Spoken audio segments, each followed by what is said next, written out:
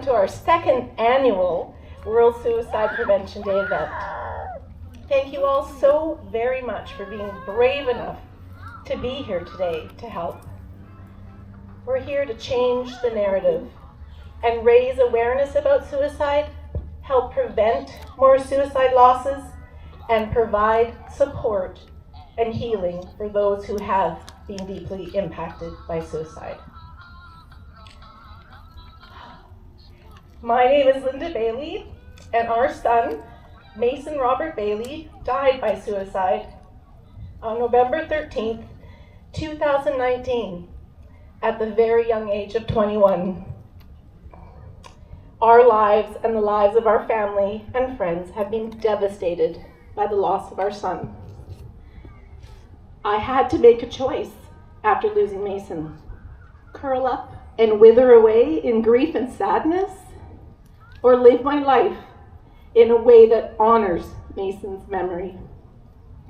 I chose to keep on living and to find ways to spread suicide awareness and somehow help prevent other families from such a devastating loss. Suicide is now a reality of my life. I didn't choose it. Mason didn't choose to struggle with mental health. But after losing him, I have chosen to make a difference. I have chosen to advocate for suicide awareness and prevention. I am here today with all of you so that we can start the conversation together and talk about suicide, provide opportunities for awareness, and most importantly, help prevent more suicide losses in our community. Suicide is not an easy or comfortable topic to talk about, but unfortunately, we need to talk about it. Don't hesitate to reach out to someone who you think may be struggling. Be open, understanding, supportive, and honest. And most importantly, listen. You don't need to know all the answers, but a friendly, sincere, compassionate ear could make all the difference to someone in need. I'm also very optimistic and excited to share with you the new 988 Suicide Crisis Helpline. Spread the word, share the stickers and cards that we have provided today, and let's all work together to help save lives. In conclusion, I would like to share a quote by Albert Einstein, a very brilliant man, that I find inspiring. Learn from yesterday, live for today, hope for tomorrow. I can't thank you all enough for being here today, to showing your support. I would also like to thank Rebecca Sanford and Shauna Salwatch for all your hard work and collaboration in planning this event. I now welcome Rebecca Sanford to share a few words.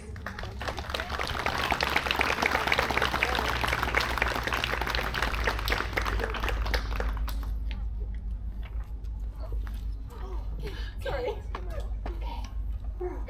Okay. Good morning. I'm Rebecca Sanford. I work as a faculty in the School of Social Work at TRU. I'm also a counselor in the community. My life has been personally impacted by suicide in multiple ways.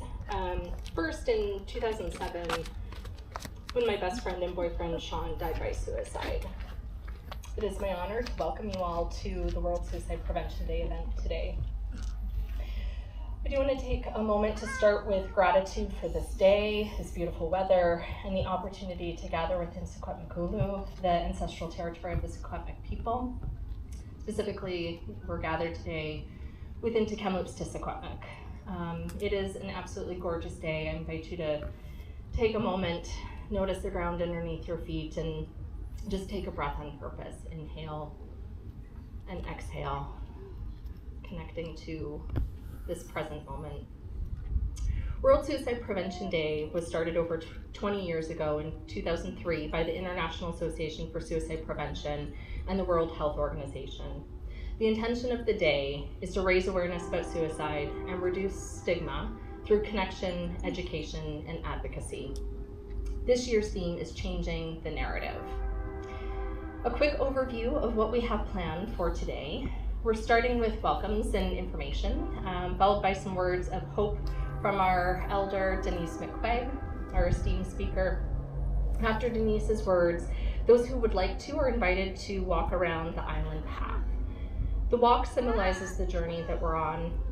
We're here today because our lives have been touched in some way by suicide. Some folks have survived a suicide attempt. Some folks love someone who lives with suicidal thoughts or has attempted suicide. Some folks here have lost a loved one to suicide. The journey that we embark on after our lives have been touched by suicide may feel dark and difficult at times, but there are messages of hope and signs of light if we look for them.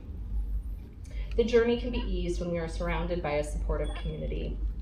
Part of the intention of the event today is to bring people together to remind you that you are not alone on this journey.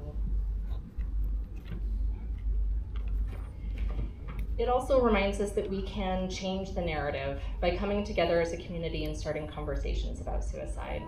As we look around today, we are reminded of just how many people in the community are impacted. After the walk, we invite you to come back for food and connection. We'll have pizza from Pizza Now. A huge thank you to Rocky Hunter for the generous donation. We'll also have snacks and water. While you snack on pizza and some of the goodies, we invite you to visit the resource and activity tables. We have printed resources related to suicide prevention and suicide bereavement. We also have a community resource table with information about programs and supports in the community, and a huge thank you to the Canadian Mental Health Association Kamloops branch for being here today to offer their support. We have memory and honoring trees. If you'd like to honor someone who lives with thoughts of suicide, or if you want to remember someone who has died, you can add their name to a leaf and place it on the tree. And finally, we have candles for you to take home. Around the world, people light a candle at 8 p.m. on World Suicide Prevention Day, which is Tuesday, September 10th, to share light in the darkness and support suicide prevention and awareness. We invite you to take a candle home to light on Tuesday. We also have the St. John's Ambulance Therapy dogs here milling about. They're in the shade over to my left. So if you need a little snuggle, a little support, they're here for you as well. While our intention is to bring folks together for messages of hope and healing, we also recognize that today may be a difficult day for you. Your tears are welcome here, and we have small packs of tissues around if you happen to need them. We also have folks who are here and available to offer support if you need. They're wearing the yellow lanyards. I had to practice saying that. Yellow lanyards to let you know that they are volunteers available for support. They're here to talk to you, to just be with you if you need someone to be with you, and to help connect you with resources if you're interested. When we return from the walk, Melissa will be offering a smudge for anyone who would like to participate before leaving for the day. She'll be by the memory tree table next to the food table when we return from the walk. This event would not be possible without all of our sponsors, volunteers, and supporters. We are so deeply grateful for the generosity of sponsors and supporters, including businesses, organizations, families, and individuals in our community. Everything you see here today was made possible by the donations of these folks. The gifts that we received this year far exceeded what we thought was possible, what we had even intended to try to gather. So thank you for contributing to allow us to expand our event and the reach. Thank you to all of the many volunteers who dedicated time and resources today and in the planning leading up to the event. It's truly a community effort, and we are so overwhelmed with gratitude. In particular, I want to thank Linda Bailey and Shauna Selwach for their tireless work organizing the event. And special thanks to Linda for getting things started 3 years ago in honor of Mason. It's amazing to see how the event has grown, and we look forward to continuing to grow it in the future. It speaks to just how important coming together as a community really is. And now, it's my honor and my delight to introduce Elder Denise McCuaig. As the Executive Director, Healthcare Transformation and Capacity Building, Denise works to enable healthcare leaders and teams across Canada to enhance their ability to make improvements and to sustain them. Denise leads a team providing a focus for subject matter expertise and knowledge translation in key areas of Healthcare Excellence Canada's mandate, such as patient safety, equity, and engagement. Denise also lends her leadership to the team-based executive training program Extra and focus on leadership and governance. Prior to joining Healthcare Excellence Canada, Denise worked at Interior Health as Director of Aboriginal Health and Mental Health and Addictions, Thompson Caribou. Her lived experience as a Métis woman, patient, and caregiver supports her passion for healthcare transformation. Denise is chair of the First Peoples Wellness Circle and supports her Métis Nation as member of the Elders Council for Li Michif Otipemisewac Child and Family Services and a variety of elder supports with Métis Nation BC. Please join me in welcoming Denise.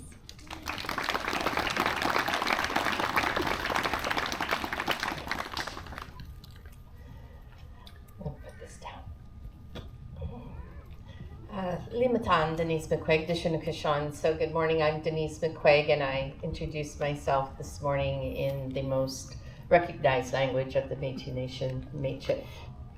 And I want to just begin by giving my thanks and gratitude for the privilege of being able to stand here on these lands of the Kamloops, the Secwepemc, in the heart of Secwepemc Ulu.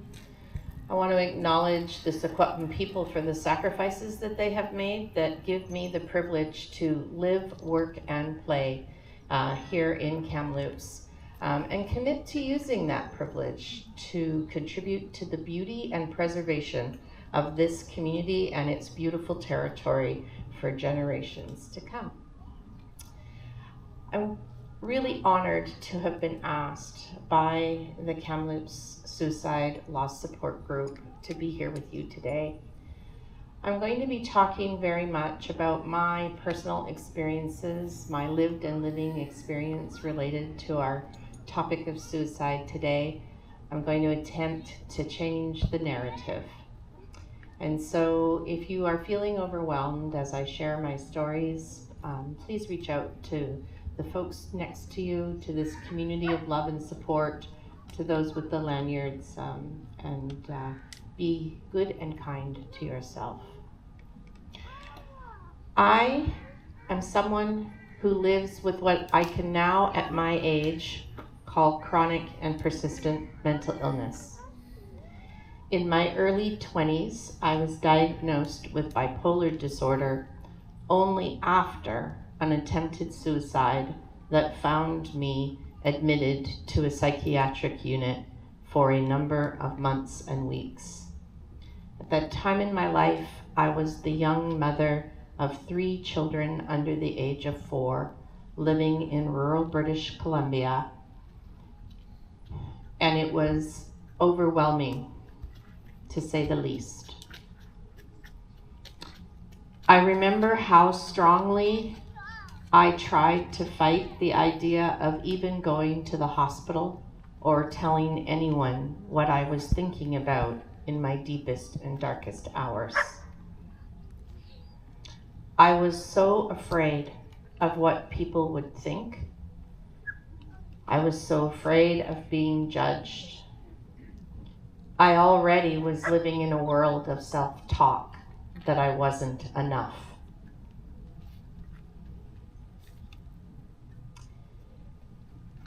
I'd like to say that the solutions provided, the medications offered, the outpatient support groups, and other programming were the very thing that I needed to bring those thoughts to a stop. But unfortunately, that was not the case. It has been and is a journey. It led me to the work that I have made my life's work over the past 30 years, to be focused on my own community, First Nations and Métis, and the epidemic that this is in our communities. It led me to work for Interior Health, and amazingly enough, from 2005 to 2007, covering someone else's maternity leave, I became the Director of Mental Health and Addiction Services for Interior Health. So what does that actually mean? Well, it means that the psychiatric unit at Royal Inland and Caribou Memorial Hospital reported to me. It means that I oversaw 148 outpatient staff from all of our rural communities in the Thompson, Caribou, and Kamloops. It means that I oversaw almost $12 million in community contracts for services to individuals like myself who struggled. It also meant that I came to understand the reality of that healthcare system. Even with all of that outpatient staff, we can only see approximately 4,500 people for clinical counseling ongoing. It means that we often only take through the doors those who are struggling the hardest. And it means individuals like myself feeling like there's nowhere else to turn or to go. In 2002, I lost an uncle to suicide. He was my mom's oldest brother, a grandfather, the father to 3 of my cousins, and he was, at 69, no longer with us. I remember when I got the call that told me that he had taken his life. And even with my own lived experience and all of the professional experience I was in, my first thought was that it couldn't be possible because he was a senior citizen. Losing my uncle was the stark reality of understanding that suicide knows no age, it knows no color or ethnicity, it knows no belief system, it knows no economic status. It impacts everyone. Navigating that grief was also the first experience I had of how difficult it is to talk about. Even though I counsel people, even though I took applied suicide intervention skills training, even though I knew safe talk, even though I took mental health first aid, in my own family, I couldn't find the words that would help to comfort my cousins. And I remembered so strongly and was triggered so strongly by the journey I had been on with my own family. I can tell you that when I was hospitalized for surgery, my mom was on the phone telling my aunts about my situation. When I was hospitalized in the psychiatric unit, she told no one. When I couldn't find the words that I wanted to use to comfort my cousins during their time of loss, it was also grounded in fear and stigma. Whether you are someone who has been thinking about suicide, whether you are someone who has attempted suicide, or whether you are someone who has lost a loved one to suicide, stigma is a root issue to the cause, to the ability to prevent, and to healing.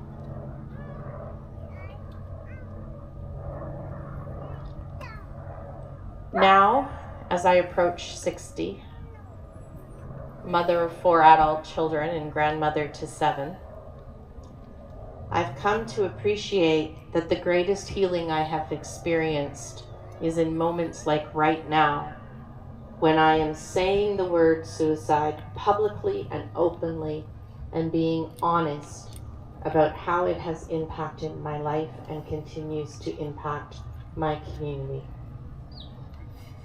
I have come to appreciate that that kind of healing allows me to be the best version of myself living in recovery. I want to be honest with you that healing is not about the hurt stopping. Healing for me has been about facing the fear of the hurt and walking through it. And so I want to thank all of you for being here today. You are healing. You are support for me. Each of you gives me hope for what can be different for my children, my grandchildren, and the generations to come. Your willingness to stand in a public way and acknowledge this very difficult topic